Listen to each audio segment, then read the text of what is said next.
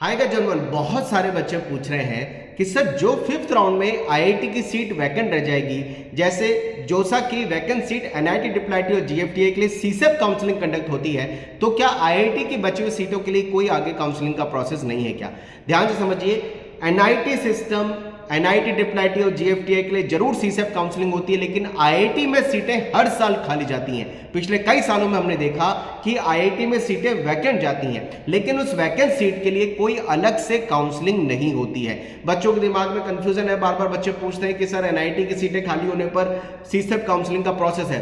तो आईआईटी के लिए ऐसा क्यों नहीं है? आईआईटी का ये कहना है कि जो जोसा का काउंसलिंग का प्रोसेस हमने बनाया है, हमने मैक्सिममली बच्चों को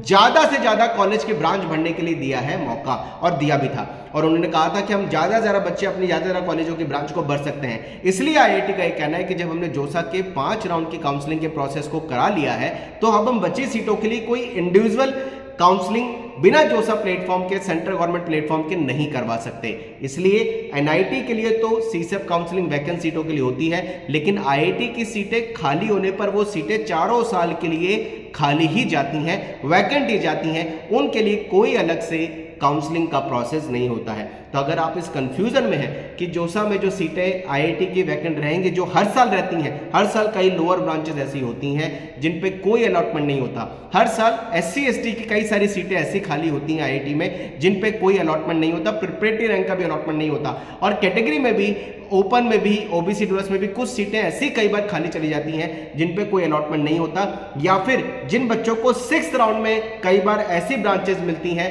पहली बार, खासकर ये किसके साथ होगा, जिन बच्चों को 6th राउंड, वैसे तो इस बार बोलूंगा 5th राउंड बोल देता हूं उसको, जिन बच्चों को जोसा के 5th राउंड में कुछ आईआईटी की ऐसी सीटों का अलॉटमेंट होगा जिसपे वो बच्चे जाना ही नहीं चाहते, वो सीटें हर बार आईआईटी में खाली जाती हैं, लेकिन उन वैकेंट सीटों के लिए कोई अलग से काउंसलिंग का प्रोसेस आईआईटी के लिए नहीं होता। तो ऐसा है, आईआईटी की सीटें खाली जरूर जाएंगी। इस बार भी जोसा के 5th राउंड के बाद आईआईटी में कई सारी ब्रांचेस पर अलॉटमेंट नहीं हुआ है, नहीं होगा, वो हर साल ऐसा होता है, लेकिन उन सीटों के लिए कोई अलग से काउंसलिंग नहीं होती। तो उस कंफ्यूजन मत रहिए, आगे बढ़िए। आपको अगर आईआईटी में कुछ नहीं मिला, आपको अगर आईआईटी जाना है, तो नेक्स्ट ईयर अगर आपकी एलिजिबिलिटी बचती है, आपके पास अटेम्प्ट बचा हुआ है, तो एग्जाम दीजिए।